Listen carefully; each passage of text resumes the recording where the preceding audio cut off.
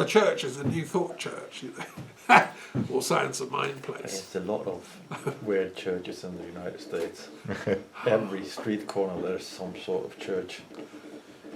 I wish they would all read my commentary on the Gospel of Matthew and become good Protestant Catholics and good New Thought, peace lovers, because, and I especially wish this would happen in Moscow and St. Petersburg, because our dear Orthodox friends, we shouldn't leave them out of this story, because the Greek Orthodox tradition is profound as well.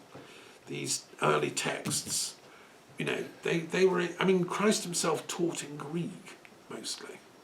So the Greek Orthodox Church is very, very important they have the key to a lot of this stuff. And we have to get peace treaties signed by all these different warring Christian groups, which is why I did my interfaith peace treaty. So that's why no, I won't tell. But yes, I tell. Okay. I'm sorry. Maybe because if there is peace between the U.S. and Russia, for me it's nice stuff. Of course. You see, we had so much trouble in the past between these two nuclear powers. Sure. No, we've got to get peace again. I went to Moscow. I was elected coordinator of Philosophers of Peace in Moscow. I have Russian friends. We have to get back. And I'm Canadian, right? Yeah. We've got to get back to peace, but not at the expense of Ukraine or Europe or France or anyone else. It has to be an all-inclusive peace. And that's the trick. That's a good start. Even if Ukraine and Europe don't agree, I think it's a good start if America and Russia make peace. Because others they may follow. But it can't be a peace. They can make peace over Bering Strait, in my opinion. That's the only peace they should make, and leave the rest of the world.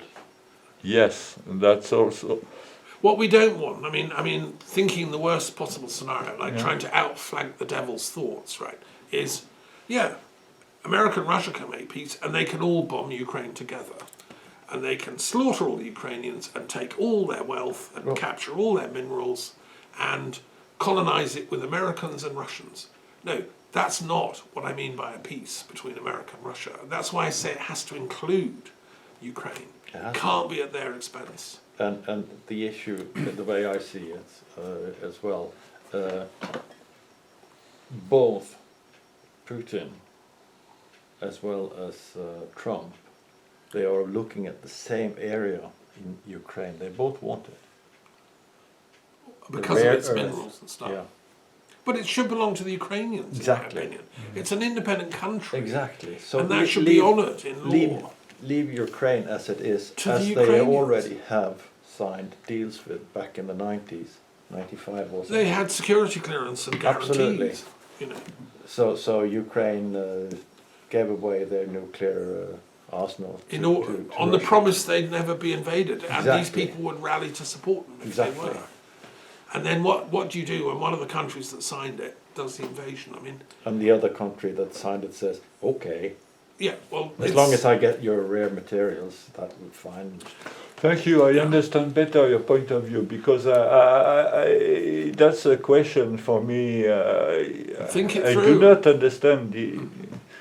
Well, I've got one last thing to say about this, right? Before we move on to the gods, which is, and I was given hope in the funeral of the Pope. I think the last wonderful act the Pope did, his miracle, his first miracle, well, it's probably not his first miracle, was bringing Trump and Zelensky together. And they sat down and had private chats. And I think the problem with Trump is he hasn't understood this story. His geography is very poor. His politics is very minimal. His ethics is almost non-existent. He's intellectually challenged, and I'm, trying to be polite here. But I think he's on a learning curve now. And I think going to the Pope's funeral will have been a huge lesson for him. When Zelensky got an applause, why is this guy so popular? I want to be popular. Nobody applauded me. Yeah. And the fact that Putin, of course, didn't show up, he wasn't invited, because he's not playing by the normal ethical rules of a civilized country. I don't know the protocol on who they invited. I didn't get an invite, but then hey, I'm nobody. But I think that the miracle I want Francis to perform from the other world, please, is to get peace, as I say, that is between America and Russia and Europe and includes Ukraine, and everyone can agree to it. That will be the real miracle that we all want. For the sake of the poor, because that was Francis's burning point. You know, the weapons, the wealth that's being burned up in this stupid war should be going to help the poor. That's what he would say. Yeah. And so that's kind of, anyway, it was Yeah, that's on food track. for thought. That's on track. Okay, let's get this sorted. Yes, please. Thank you, Francis. Okay, let's do the Tarot of the Gods. See what they're up to. See, Yeah. I need to go 5 minutes. Sure. We'll do first one here.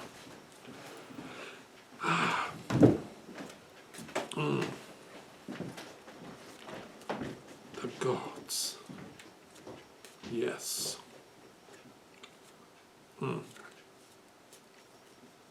Okay, so let me offer the deck to you, sir.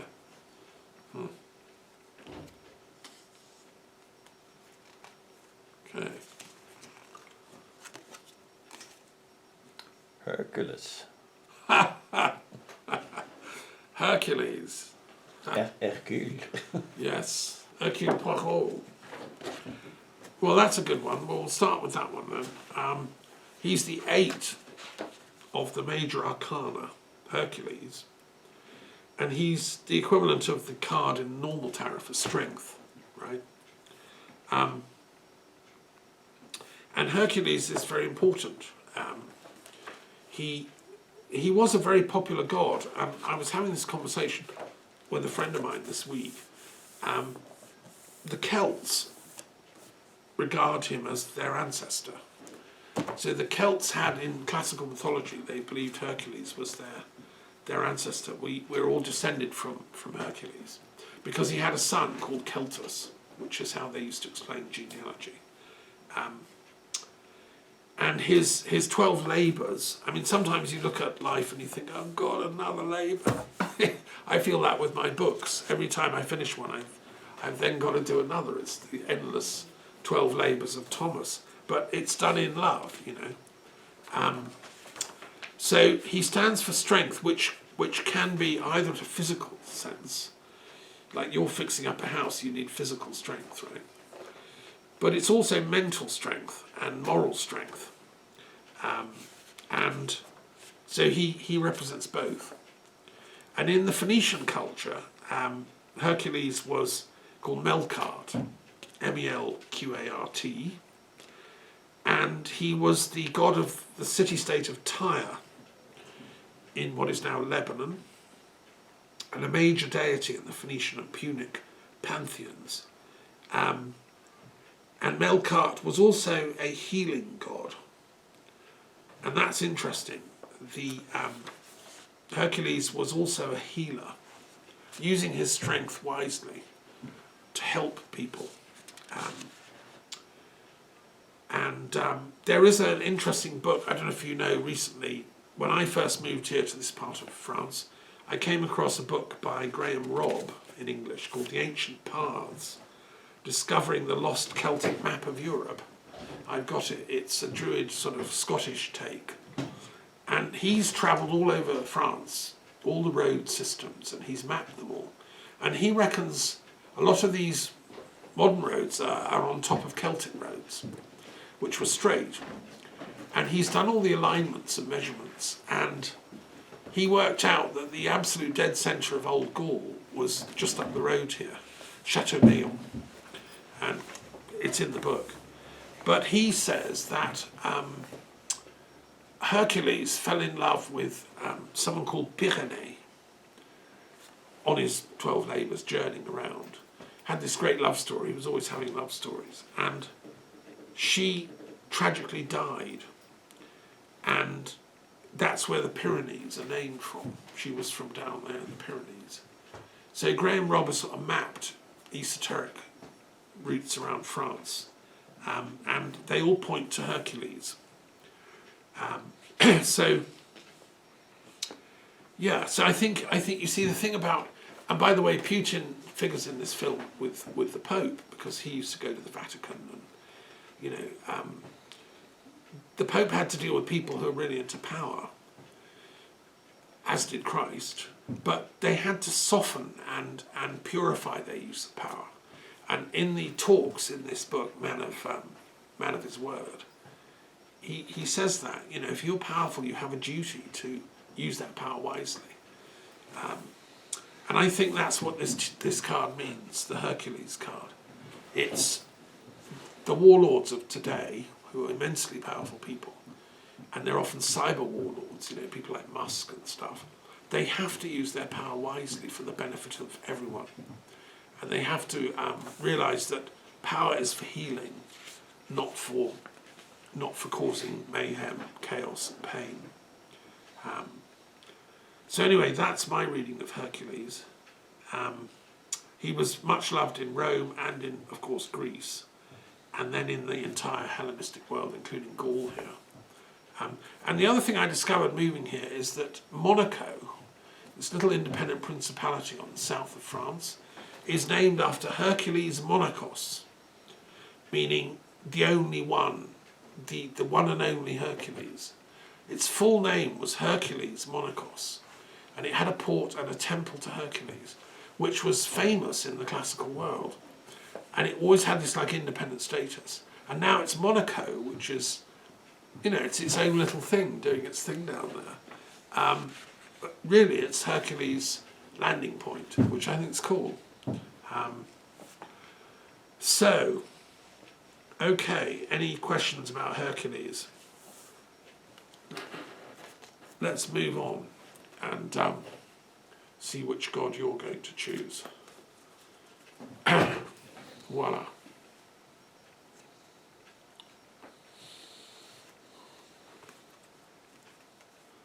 Aha. Well, that's good. Haven't had him for a while. Ahura Mazda. Ahura Mazda is the Zoroastrian Persian god, and he is judgment. So, but also rebirth. And he's a very important card in the tarot. He's towards the end of the major arcana, and many people say we're going through a sort of last judgment on the planet. And it's interesting that I think the Pope was asked, what about the Last Judgment in this film I was talking about. I think the judgment is happening all the time. Ahura Mazda, who's the god of the Avestan wisdom of Zoroaster, wants to bring us to a place of the Seishat, the enlightened consciousness, which does the good thoughts, good words, and good deeds, which is what Zoroastrianism is all about. And it's a very ancient faith going right back. Nietzsche tried to bring it up to date with Thus Spake Zarathustra, but he got a couple of things wrong, in my opinion. But yes, and Chevalier Ramsay, a great French Freemason in the 1700s, was called Mon cher Zoroastre by his wife, because he was the founder of Freemasonry in France. And by the way, Macron was at the funeral of the Pope as well, keeping a low profile, but he went to pay his respect. He interrupted the meeting between Zelensky and Trump. Yeah. Did he? He came in and said hello, and Zelensky was a bit upset. A bit didn't like that. Oh. I'm ashamed by my president. Oh dear old Macron. I think he should have just let them talk, and, Yeah. let them get on with But it. he just shook hands and went away, I guess. Okay, so did they didn't break up, they carried on, did they? Yeah. Okay, good. So the priests of Ahura Mazda are called Magi, and it's the origin of the word magic, or magus. And when the baby Jesus was born, 3 Magi came. Now Magi also is translated as druids in the Gaelic Bible, the ancient Gaelic translation of a Magi is a druid, which is a magician or someone that works with the gods for peace. So we need the Magi to come together and, purify the consciousness of the collective consciousness of mankind and reach a place where we can cope with the judgment that's fallen upon us. It's our generation is living through a very weird time, and it has to be self-judgment. That's the mistake of violence. It's the violent guy thinks, I'm going to go and attack those evil people and I'll judge them and I'll kill them all. No, what I should be doing is sending educators, scholars, philosophers, sages to educate these people so they self-judge back into the light. Give me 6 months and some resources. I'm happy to go to Russia and re-educate all these people who've been brainwashed by Putin, and himself included. I could do it in 6 months because the whole thing is just ridiculous brainwashing, and the same with the Trumpites in America. The answer is education and self-judgment, and there are deep philosophical, which means the love of wisdom, in these cultures. Ahura Mazda, I know a friend of mine is the Zoroastrian head of the American Zoroastrian community, Homi Gandhi. Hello, Homi, who I met in India and elsewhere. There are Zoroastrians seeded around, and they're all doing good work, including in India, where Bombay is one of their homelands. And I just want to say in closing, very sad what's been happening in India, in Kashmir, this flare-up of fighting, terrorist attack on tourists in Srinagar, where dear friends of mine live. Who was it? Who's stirring up trouble in Srinagar? Is it really the Pakistani intelligence? Why on earth would they be doing that? I don't buy it myself. I think this is malevolent terrorist offshore entities trying to stir up enmity between Pakistan and India because they want to destabilize the continent. Could it be the huge country to their east?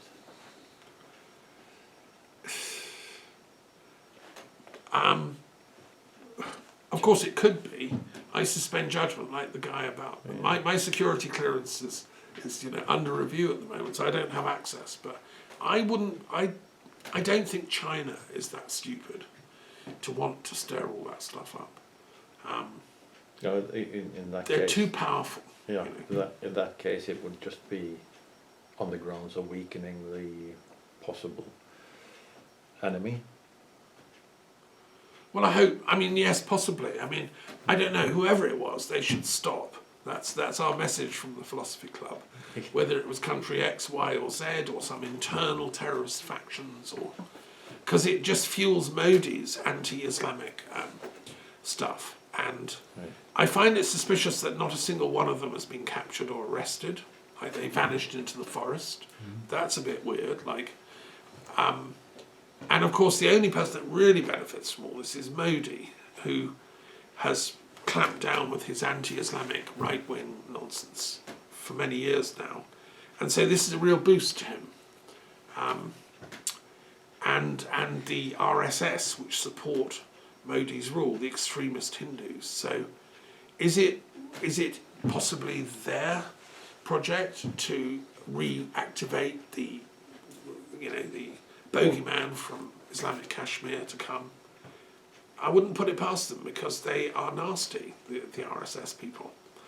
And not all of them, I'm not insulting millions of ordinary Indians. I'm just saying there's a core of extremely violent RSS fanatics who genuinely believe that Islam should be utterly eradicated from the Indian mainland, which I don't share that view at all.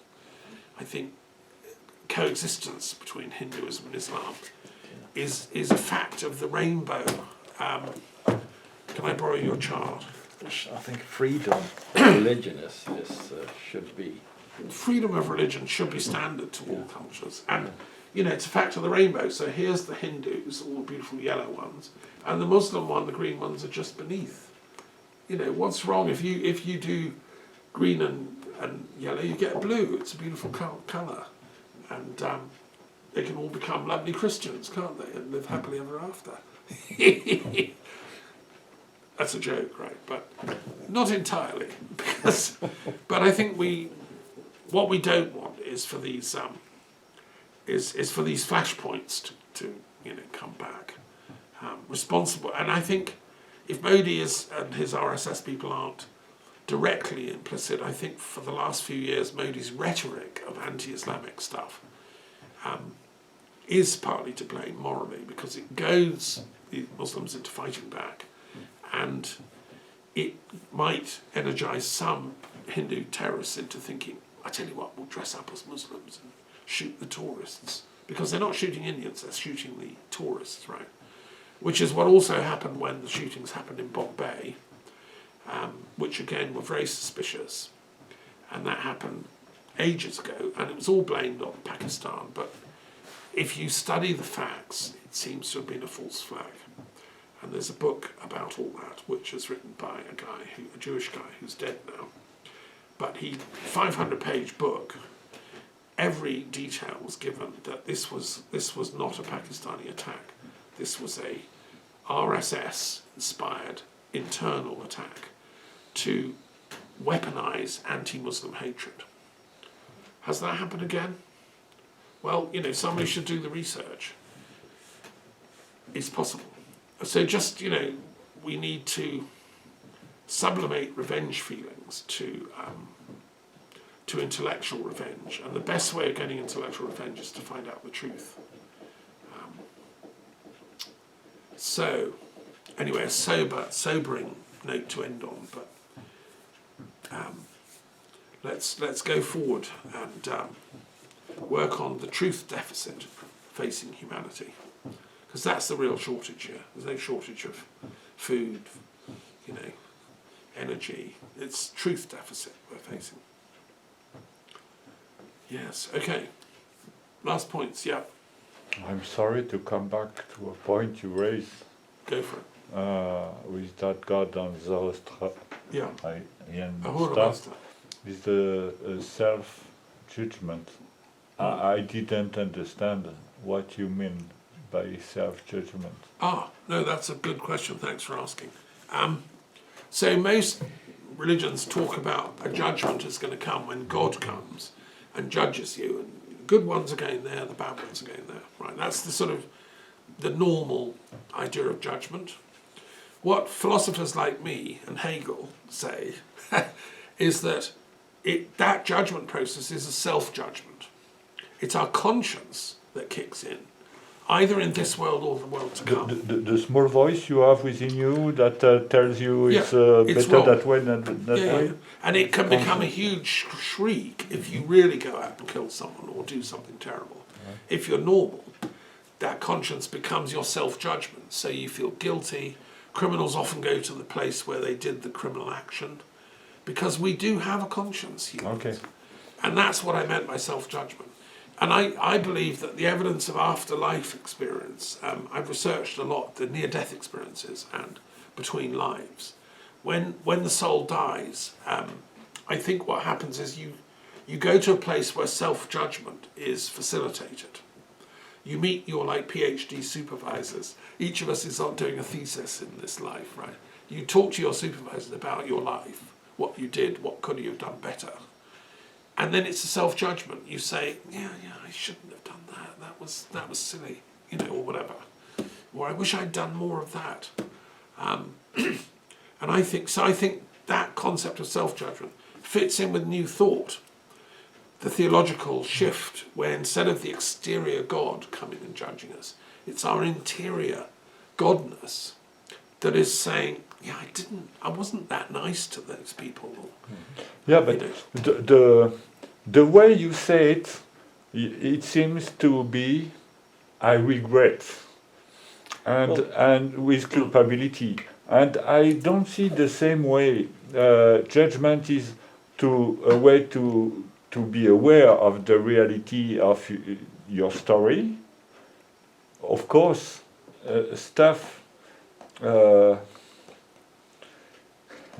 I would say judgment is not necessary. You see, it's part of the truth. The truth is not pink. It's sometimes black, sometimes gray, sometimes white, and Like a sunset, multicolored thing. yeah, it's part of the world. So are you grumbling at the very concept of judgment? You're saying, no, there's no judgment here. No, Or are you saying you want more judgment, more No, punishment, no. burning and... No. I'm more on the first side, but it was a question to understand what you were saying. Okay. Well, it's Yeah. it's conscience. I would say, as Yes. Thomas says, conscience is the feeling, as you said, the little voice, the feeling, or this is right or this is wrong. Yeah. If it's Yeah. wrong, you shouldn't do it. Yeah, but So that's Sure. not But a what's- judgment, but it's just an explanation of what to do. It's a recognition Yeah. of the difference between right and wrong. It's an intuitive thing we all have. My question, if I was going to ask you a question in return, is where's that self-judgment gone among the Israeli Defense Force, say? It's gone. With their continual bombardment of Gaza. They made their point, they're the superpower, they can kill anyone they want within a 500-mile radius, but why go on doing it? They've won, Like, that's what I don't understand, is why does conscience seem to atrophy? There's still a few hundred Hamas people they need to get to if they just go decimate the rest of the Palestine population. Yeah, but that's the logic of that is so flawed. I mean, It's totally wrong. All they need to say, and I believe this was part of the negotiations, is any remaining Hamas fighters there can have a safe passage to a country of their choice. Here's the boat, and they would leave.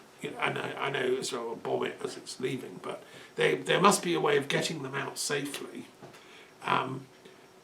instead of having to keep slaughtering men, women, and babies.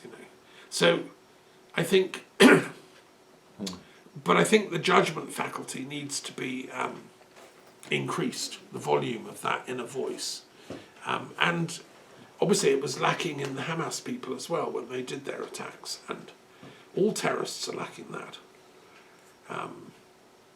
So anyway, good question. Thank you for that. They need to see Yeah. the day tomorrow. Sorry? They need to be able to see tomorrow. We all need an avenir, a future. Yeah. Right, okay, thank you very much. We could go on, but we'll stop there because we've put the world to rights. And now it's up to you guys. Thank you.